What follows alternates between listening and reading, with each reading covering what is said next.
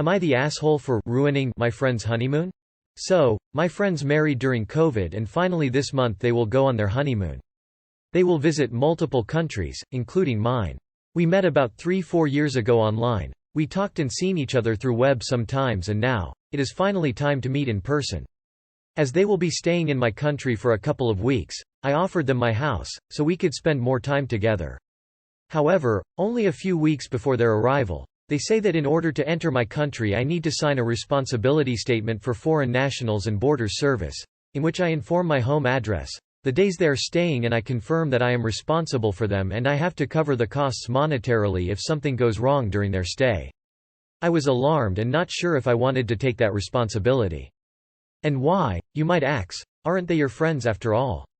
Well, in theory, yes. But do I really know them? We met online, and there are so many scams nowadays that I don't want to get burned for being naive and nice. Furthermore, there were a few red flags, or some situations that I could be misinterpreting now, as I am not very happy with what they are requesting of me. Not long ago, they mentioned that they wanted to have another citizenship, my country or another. Then, regarding this trip, they asked for my home address a few times. First, in order to have a phone card that works here, then to order something from Amazon. Why send it to my house in a foreign country? Besides, it's a really common and cheap object. It is easy to falsify that responsibility statement. They could just fill the information needed and fake my signature. They posture overall was kinda taking me for granted and way too comfortable. I might be overthinking here. Anyway, I was clear with them and told them I was not feeling comfortable on signing that document as it is a huge responsibility. I will gladly open my house to them, but I don't want any problems with the law. Of course, they got upset by this, saying that I am kinda ruining their honeymoon as without that document they can't enter my country and I should not live my life in fear and blah blah blah. I get that they are mad, I get it. I would be too. But, at the same time, I don't want to take that risk.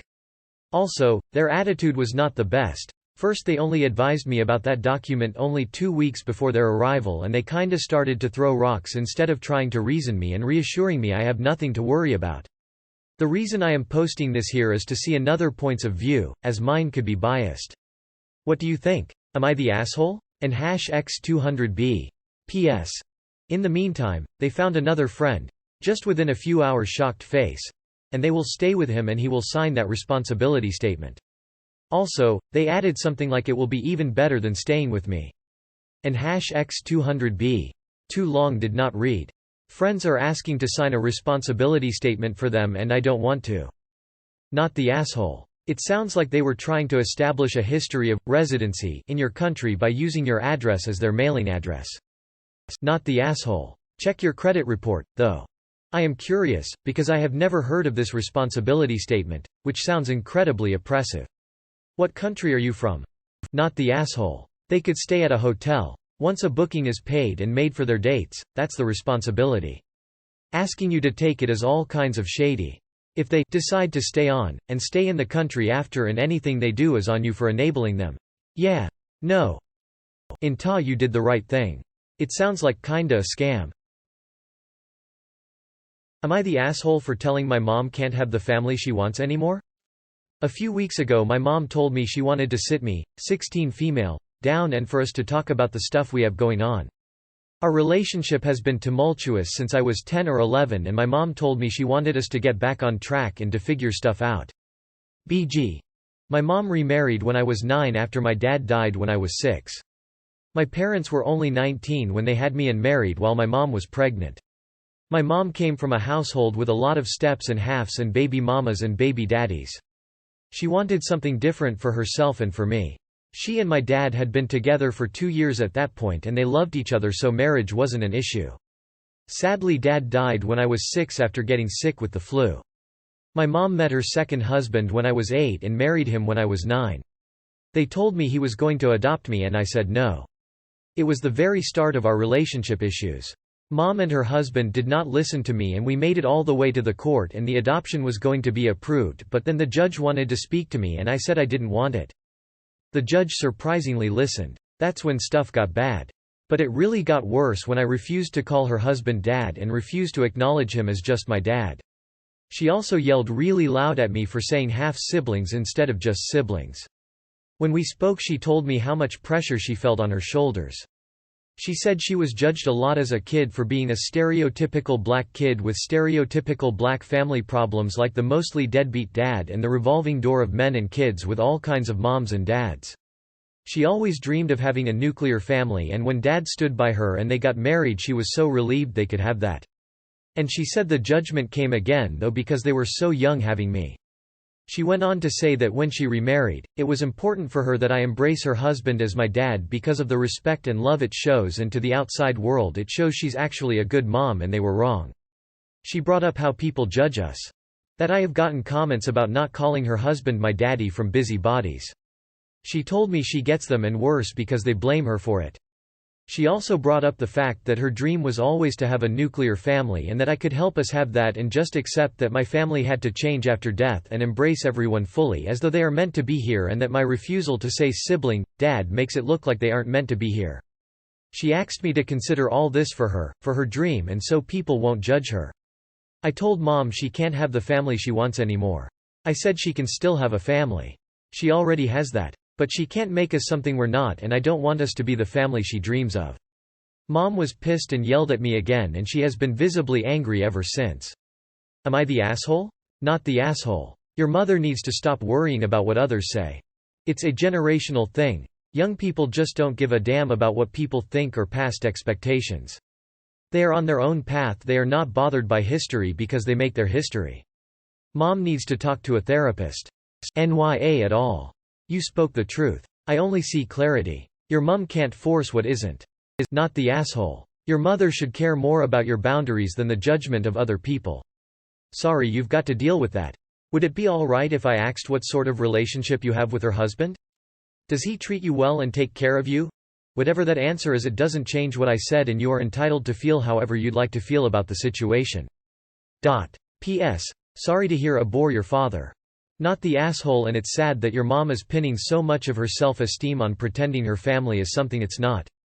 Families come in many forms and there's nothing wrong with yours just the way it is.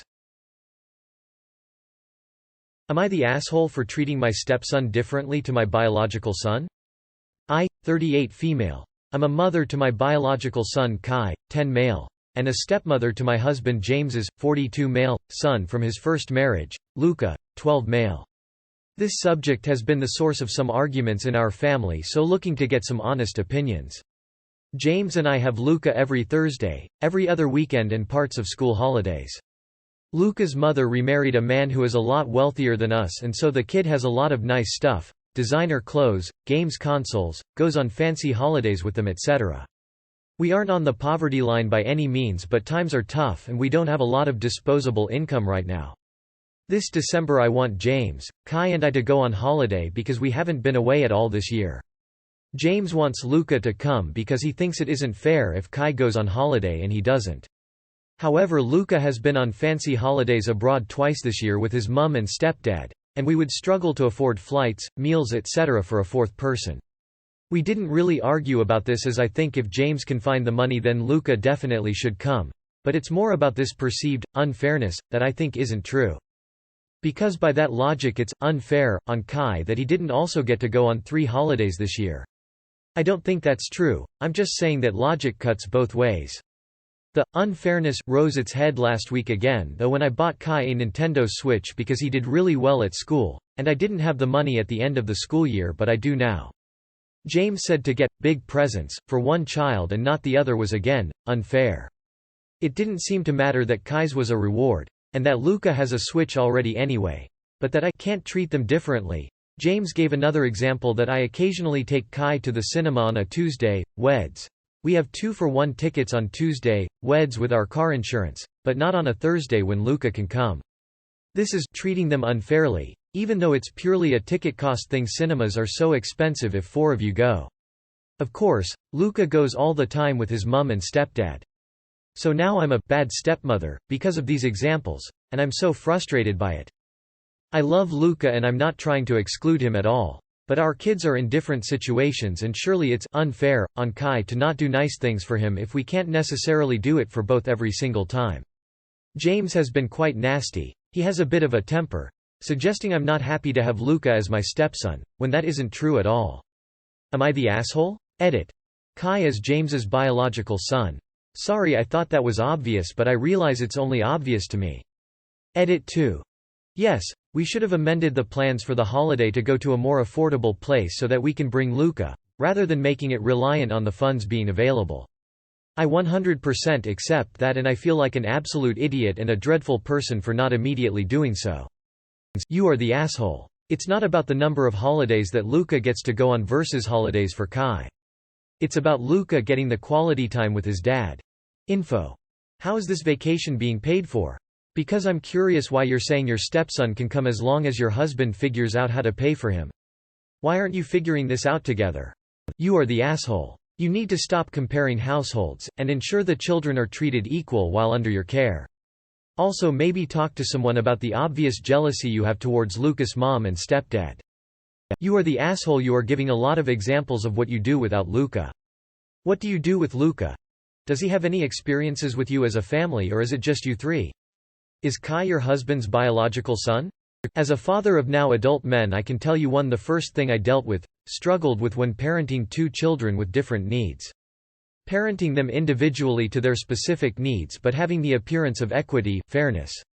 Take both boys. They'll view this as a fair thing and perhaps have a shared memory to bond over. If not, you're essentially admitting and hardening the differences between the two permanently. Am I the asshole for uninviting my best friend to my wedding? I, 29F, recently got engaged to my 30M fiancé.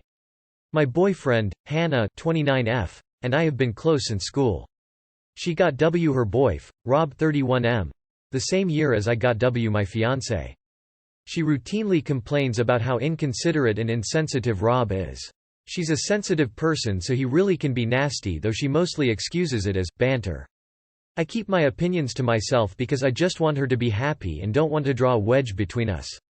We sent out invites for our party. Hannah texted to check the time, saying they'd be late as Rob had plans but she might come up earlier with their baby. I said great and NP. I went to see Hannah, Rob and the baby 3 days before the party. Rob was rude from the offset, told me he didn't like my new haircut, my arrangements are excessive, and that Hannah would never get a flower cloud if they got engaged. He complained about the attire, refused to wear a shirt despite Hannah offering to iron. I asked what time they'd be arriving. They said 7:30 p.m. because Rob likes to chat after the football, then there's getting changed and driving. I joked that he skipped the football for one day. He goes every weekend and watches every match on TV. He asked why would he that? I said because it's my engagement party, and he looks me dead in the eye and said, and I don't care? No laugh, just a shrug. I said he should be more supportive of his girlfriend, and she said nothing. Later in the car I asked her to be my bridesmaid. She said she wouldn't have been offended if she hadn't been chosen because she knows I wouldn't take it personally if she didn't pick me because it's just one of those things. I awkwardly agreed. I went on to say I felt Rob had been a bit rude. If he doesn't care, he doesn't have to come, and I'm not versus happy with them being 3 hours late. She excused him, said it's banter. He didn't mean it, he was trying to wind me up. She then tells me that the plans she can't get away from are a small-town football club match and he does the live Twitter updates for. I get home and tell my fiancé, who's livid and says Rob's no longer invited. He's rude and was only Hannah's +1 anyway. I know he's right and is saving me the upset of Rob making a dig at the party. I text Hannah and say, I know this is awkward. I'm really upset about what was said earlier and I think it's best Rob sits this one out. I love you, I hope you understand and still want to be involved. She responds to say that this would have been sorted if I'd just brought it up at the house. It was only banter. I'm being unfair by banishing her baby's father and have put her in a terrible position, and that she has to choose between us. If they can't all come together, then she won't be coming either. He texted me but I didn't respond because I was busy. Next day she texted to say she'd sit it out with Rob. I told her she can sit out the rest of the events and the wedding in that case. Essentially ended our friendship over this idiot. Am I the asshole? Not the asshole. Your bridesmaid can't be 3 hours late to events, including the wedding, just because their asshole boyfriend has to watch his matches. Banter. She keeps using that word. I do not think it means what she thinks it means. Not the asshole. But you're blaming the wrong person here. Rob was correct in what he said. He doesn't care about your wedding. You're just his wife's friend, so he values his plans with his plans more than your big moments. You should be asking why does someone you've been close to over a decade wouldn't just show up on time and have her partner meet her there. Him showing up late is understandable, her on the other hand is where you should realize there's an issue. In ta. He's alienating her and she's allowing it in the worst way. I'm sorry for your loss of friendship. Not the asshole. Are you okay ending your friendship over this? If so, then great. Move on with other people in your life. If you'd like to still have her as a friend, then possibly you didn't handle this in the best way. Because she can't make it to an engagement party, she's out of your life? Seems like an emotional decision. Not the asshole. She straight up told you she wouldn't ask you to be her bridesmaid in return. It doesn't seem to be a reciprocal friendship.